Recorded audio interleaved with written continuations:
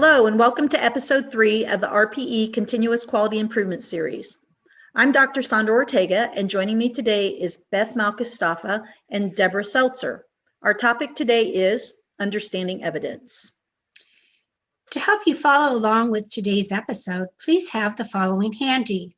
First, you want your handout for this episode and your PPP map. Pause the video if you need to get your map. You may recall during the last episode on Programs, Policies, and Practices, or PPPs, we mentioned the need to identify your evidence basis for selecting your PPP. Today, we're going to dive a bit deeper into the types of evidence and provide you with some examples that will hopefully help you complete your prevention strategy form.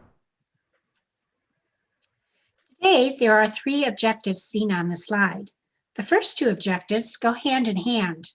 By the end of this episode, we hope you can distinguish between the different types of evidence so you can fill out your prevention strategy form correctly.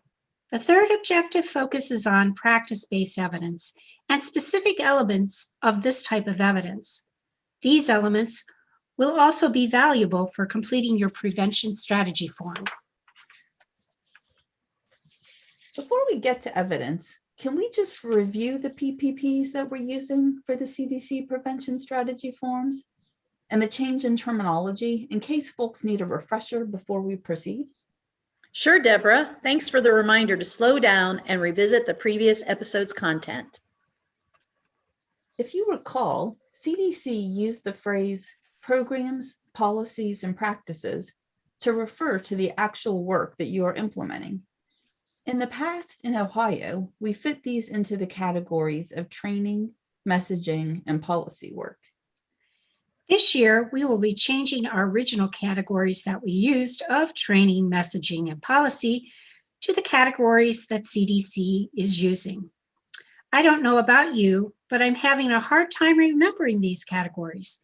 Personally, I like the old way we named the categories because it seemed to me to be a little bit more precise. But as my dad says, sometimes you have to go with the flow. We will try to make it clear in our paperwork to crosswalk terms and categories to help you make this transition. If something isn't clear, please make note and contact us. We will work it out together. Okay, now that we got that framing and the recap of the last episode out of the way, let's move on to evidence. So when you think of the word evidence, what comes to mind? Let's pause the video and jot down your answer on your handout. While you're doing that, we'll think about that question ourselves. Remember, there's no right or wrong answer. This is just to get us warmed up and ready to dive into the evidence.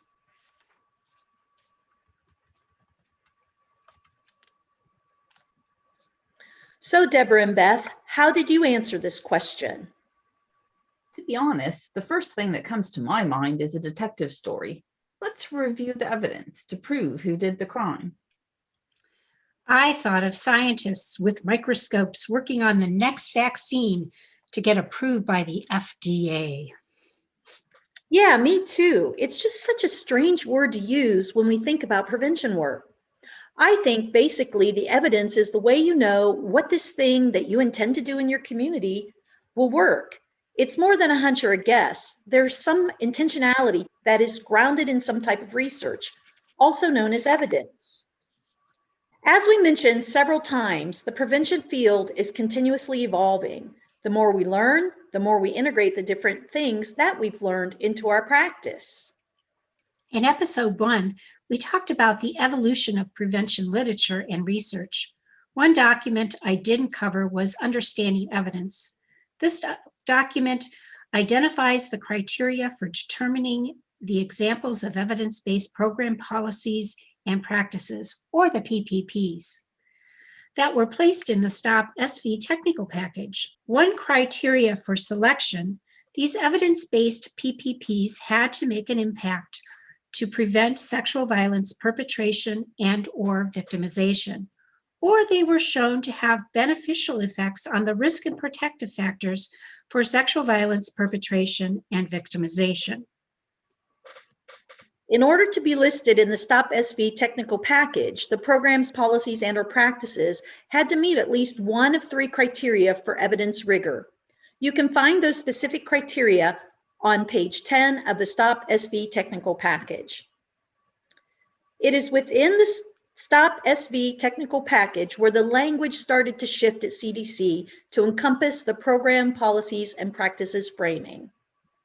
We want to be upfront. The STOP SV technical package is not intended to be a comprehensive of all evidence-based PPPs related to sexual violence prevention. As I stated before, our prevention field continues to grow. So can we circle back around to what we need to know about types of evidence?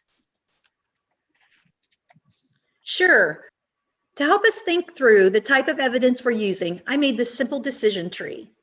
The prevention strategy form includes 4 different types of evidence under the section that poses the question, what is the evidence, evaluation results, research outcomes, etc., for the effectiveness of the program, policy, or practice in addressing the identified sexual violence problem?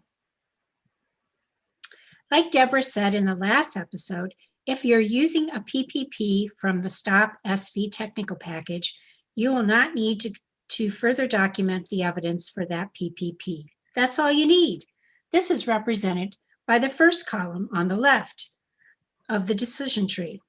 Just be sure when you complete the prevention strategy form that you align the strategy and approach with the selected PPP. So let's go all the way to the far right column on the decision tree, under the 8.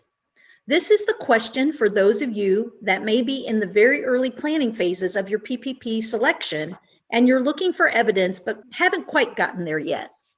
If you get to this column, then you check the other box on the prevention strategy form and let us know what you are planning to do so we can help you either finalize a plan for collecting and documenting practice-based evidence for your PPP or help you decide if it is time to change to a different PPP. What about the middle columns? Column 2, best available research evidence, will have some peer review articles and have empirical evidence that support and demonstrate effectiveness of that selected PPP. There aren't too many PPPs that will fit into this category that are not already in the STOP SV technical package. Please check with one of us if you think your PPP fits into this category. These would most likely be PPPs for which evidence is more recent. The STOP SV technical package came out in 2016. If you are using PPPs for which more recent research has been completed that validates the evidence base for that PPP, it may fit into the best available research evidence category. There also may be PPPs from other technical packages or other prevention fields that address Ohio's risk and protective factors. Check with us if you are using one of those PPPs from another technical package or prevention field to confirm it can be used for this funding source. I know there are PPPs which do not have peer-reviewed articles and empirical evidence that support and demonstrate that specific PPP is effective, but they have been developed to fit a need, and the implementing agencies know they're a good fit for their community. What can those agencies do to support the evidence basis for their programs, policies, or practices? The third column on the decision tree, practice-based evidence, is about programs, policies, or practices being implemented in the field that are grounded in theory and are being evaluated for effectiveness for sexual violence prevention. The PPPs in this category will be the ones that are based on methods that have traction within the sexual violence field and are identified as being a good fit in the communities where they are being implemented. Most of you are either using a STOP SV PPP, which you may have adapted. We'll be discussing that later, adaption, or you'll be using a PPP based on practice-based evidence. We will be spending the rest of this episode focused on practice-based evidence. Before we take a deeper dive into practice-based evidence, let's pause here for reflection. Before you pause the video, please have your current PPP maps ready. that you may have revised after episode 2. During this pause, check to see if you can note which type of evidence you will be reporting for each of your PPPs. If you are just starting out and you haven't chosen your PPPs, think about what strategies from slide 4 you are considering. If you have PPPs for which you're not sure of what type of evidence they are, make a note of that, and we'll discuss those with you.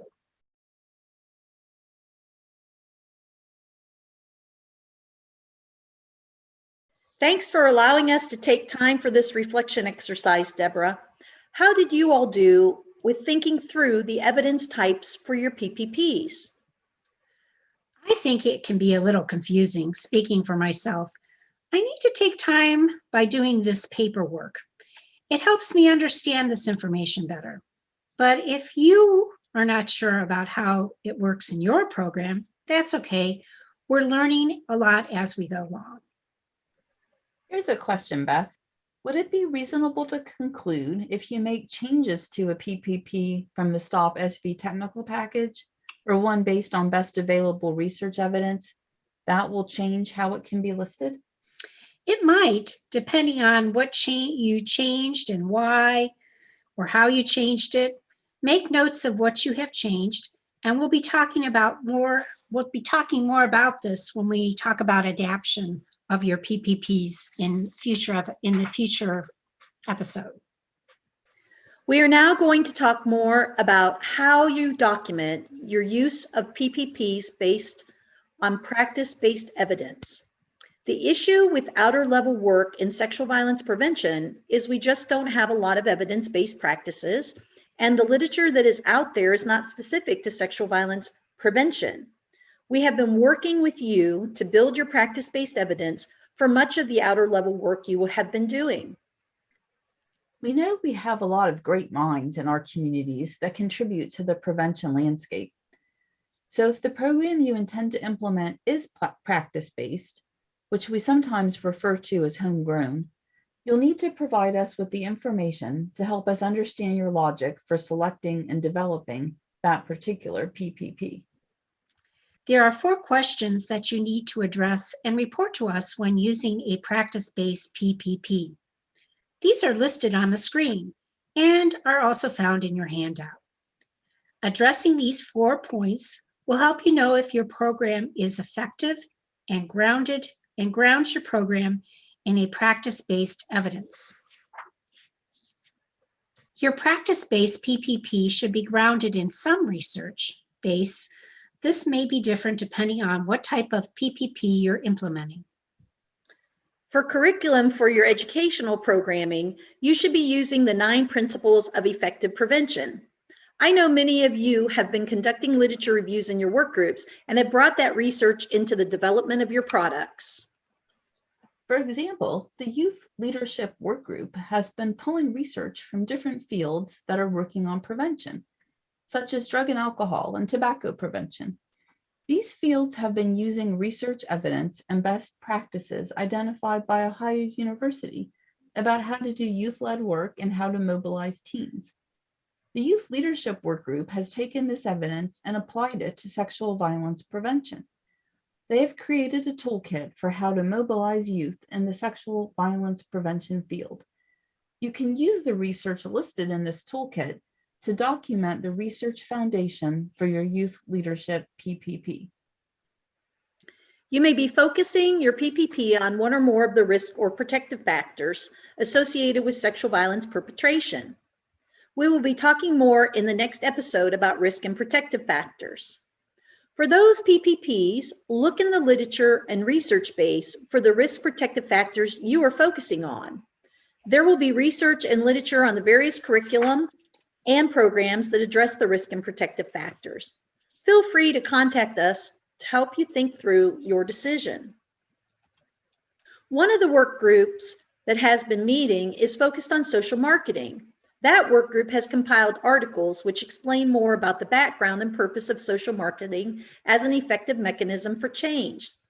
Now, since I know the 16,000 Chances messaging campaign that the Violence Free Coalition in Warren County implemented, I can talk about that and share the practice-based evidence the staff used to support their PPP. The Violence-Free Coalition of Warren County created the Pieces to Prevention website and a social marketing campaign called 16,000 Chances to Speak Kindly. The program was created using information from the project team collected from both adults in their Violence-Free Coalition and youth in their Teen Advisory Council to determine the types of message content, and frequency of posts for the messaging campaign. So what did the project staff do to develop their programming, Sandra? Well, the messaging campaign used two distinct types of data collection processes to inform the program development. The first component was a community assessment that included 27 main items to inform the development of messaging by understanding community members' attitudes, opinions, and beliefs about the issue of relationship violence.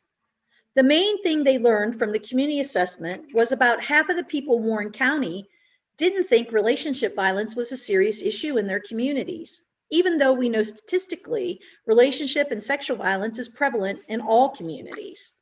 The project team used a focused conversation approach to learn from the two groups, the teens and the coalition adults, the types of messages that resonated with them. Once they collected the information from the two groups, they created a Venn diagram that showed the responses and where they overlap between the groups to hone in on their overall website design and social marketing campaign. So basically, they first found out the community's perception around violence and the gap in understanding relationship violence. Once they got that data, they then decided to get details on messaging content from the adults and the youth that are part of their coalitions. Yeah, that's right, Beth. It's not really complicated for this example, but it is grounded in research methods of data collection and analysis. So here's another cool part, thinking about community mobilization. The Teen Advisory Council members created their graphics for the 16,000 Chances messaging campaign, and then VFC posted the messages on their Pieces to Prevention website that was created to support the messaging campaign. What did they learn specifically about messaging from their focus conversations between the youth council members and the coalition members? Well, what they learned, positive messages resonated better than negative messaging with both the adults and the youth. The color scheme for the messaging was also really important. Fonts were important, the visuals were important, and needed to be colorful, clean, and uncluttered. That's all great on the front end as far as the practice-based evidence that helped them launch their messaging strategy. What did they learn about their implementation effectiveness by using a continuous quality improvement cycle? That's a great question, Debra. Yes, we need to remember that the evidence collection doesn't stop at the front end of the program planning phase. We also need to follow through with implementation monitoring and outcome monitoring. In the case of the Violence-Free Coalition and the Pieces to Prevention messaging, they used the website analytics to determine the types of messages that got the most views and then used that information to drive their posts. They noticed that once the campaign went online, their site visits increased substantially. On this slide, you can see their analytics for the 2 years of monitoring the site. Oh, that's really interesting. What else did they learn? The other part of their evaluation was an electronic community survey that they partnered with a university to administer to Warren County residents at 2 time points. In 2015 to collect the baseline data, and then again in 2018 to collect the follow-up data. At baseline, just over half of the respondents agreed that relationship violence was a serious issue for Warren County. At follow-up, the percentage of respondents that agreed relationship violence was a serious issue in Warren County increased to 71%. As you can see on this slide, the most popular social messaging components included the resources page, which had 599 visits, the partner page with 472 visits, the statistics page, I know that's not popular with a lot of people, had 253 visits, consequences for making threats blog had 219 visits, sexual assault 183 visits, what do healthy relationships look like for teen blog, 182 visits, and then the 16,000 Chances campaign page had 172 visits. I think the important takeaway from this example is the documentation of the process used to inform the programs and the use of the CQI process throughout the development, implementation, and assessment phases of the program. So if you were filling in the prevention strategy form with this example, what would you insert into the evidence description section of the form? Oh, we decided to use this example in the handout and we'll walk you through it. Let's see if we can weave a story to address those 4 questions for practice-based evidence. Okay, here's my first try on it. I would state the evidence for this messaging program is based on a 3-phase approach. The program staff were familiar with and had received training in the principles of social marketing. They launched a community assessment in their community in 2015 and found that over 50% of the respondents did not believe that relationship violence was a serious issue. Once we identified the gap in understanding, we worked with our teens and adult advisory council members to hone in on the messaging components that would resonate with our populations of interest through focused conversations in data alignment. We then developed our website and messaging platforms based on the components that overlap between the groups. We monitored the implementation of the messaging to determine the messages that were gaining the most traction and increased our use of those messages while reducing those messages that were not getting interest from our community members.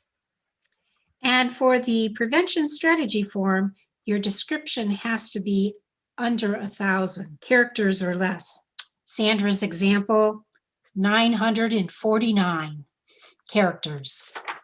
Woo, I'm glad I did that. This next example is one that CDC provided for us to use. Prosper Community Collective wrote, "This collective is designed to bring together partners and members of our region. We worked with partners to promote equitable and prosperous opportunities for well-being, wealth, justice, and quality lives for all people in the region. Members of the collective were trained on community-driven process, community organizing, data-driven decision-making, collective actions, and sustainability.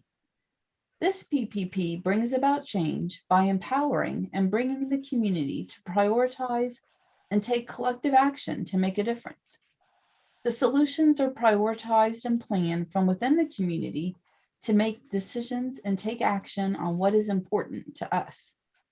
As a result of this work, the collective is planning to implement additional PPPs, including a social marketing plan and environmental and policy change." So Debra, let's see how we would describe this using our 4-step practice-based evidence model. First, for the underlying theory or research basis for this PPP, Prosper Community Collective drew on methods, processes, and principles that are informed by those found as effective through peer-reviewed publications in other fields, such as youth development, sexual, reproductive, and maternal health, and alcohol-impaired driving.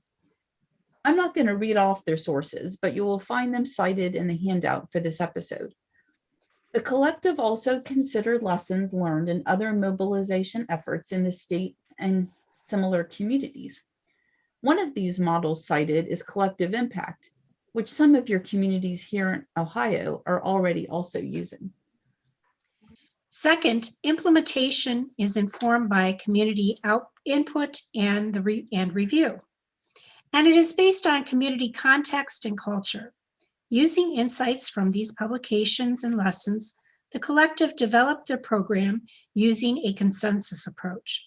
Forums and focus groups were conducted with the community to define the process and principles that the effort should uphold to empower the community and to build the trust. They worked to ensure that different groups within the diverse communities were heard, and the strengths and assets of the residents were utilized. And the community continues to have ownership, investment, and capacity to sustain the benefits resulting from these efforts. Third, you are evaluating effectiveness. As part of ensuring voices are heard and showing accountability to the community, assessment and monitoring data are collected and used for evaluation. And fourth, you continue to improve the program policy or practice base on your evaluation results. Results of the assessment and monitoring data are reviewed annually by the collective and used to inform future implementation.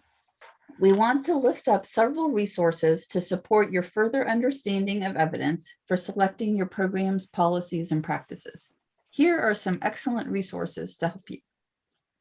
We've already talked about the STOP SV technical package at quite some length. The Understanding Evidence document takes a deeper dive into the different types of evidence and several characteristics that distinguish the types of evidence, along with continuum of effectiveness. The Understanding Evidence document also separates the best available research evidence into one group and then offers two types of practice-based evidence that includes contextual evidence and experiential evidence. The other resource, which is also a bit dated, is the key findings from a systematic review of primary prevention strategies for sexual violence perpetration. This resource summarizes the methods and discusses key findings of this systematic review. It also proposes ways preventionists can use this research to identify promising prevention strategies, strengthen and evaluate their current efforts, and advocate with funders, policymakers, researchers, and community partners. The other resource that I keep forgetting about is CDC's Veto Violence, which has the Understanding Evidence resource. You can click through the module and learn about evidence types. Yes, I like that one too. And Debra, didn't you find the Safe Dates webinar series on evidence that's pretty neat? Yes, I like that one. And I think the module that is most helpful for us in thinking about practice-based evidence is the third webinar that's called When Your Program Lacks an Evidence Base. These are additional resources to help you. On both the previous and the current slides, if you click on the logos, they will take you to the resource. We know this was a lot, but the main things you want to remember are you need to be able to clearly describe the how and the why you selected the specific PPP that you will implement. If you are using a PPP from the STOP SV package, you are good to go and just need to let us know the name and page number from the STOP SV technical package. If you're not quite sure which PPP you'll be using because you're in a development phase of your program selection, then that's an other in the PSF or the prevention strategy form. If you're using an evidence-based PPP not found in STOP SV, provide documentation of the research basis for your selected PPP. And finally, if you worked with the community members to develop a PPP, then you are implementing a practice-based approach. Take a look at the 4 questions you need to address on slide 12 to guide your explanation of your practice-based evidence. And remember, no matter which type of evidence supports your PPPs, you'll need to use a quality improvement cycle. Plan, act, study, do. I can't stress the importance of documentation and evaluation. 1, to improve your PPP's implementation, and 2, to help other Ohio preventionists do their PPP work better. Since we know many of you have adapted your PPPs in the past, we want to be sure that we cover essential elements and adaptation in a future episode. Really making sure that you are grounding your program in the best available evidence that you have the resources to use is the key. Some of that may be from the research literature that is available through the internet, or some of that will be from using a replicable process of community wisdom and data collection. The main takeaway is to make sure you document your data sources, explain the processes you use clearly for gathering your practice-based evidence so they can be replicated. Or if you're like me, so you can remember exactly what you did to collect the information to inform your program development. I appreciate the fact that Megan from Warren County had documented her information on all of her processes, and I could go back and ask her what exactly she did in order to inform this episode. Remember, we're here to support you. So if you'd like to schedule an individual technical assistance session or just bounce an idea off of us, contact any of us and we're glad to help. Thank you for joining us today for this episode on What is Evidence? A special thank you to Jasmine Barfield for her techie and vlogger expertise. The result of working with her has advanced our work forward by using a different learning platform. We are very grateful. Finally, a program about CQI would not be complete if I didn't ask you to fill out the evaluation following this episode. Your input will help us with future episodes and will identify if we need any additional resources. Stay tuned to our next episode. We will be discussing risk and protective factors.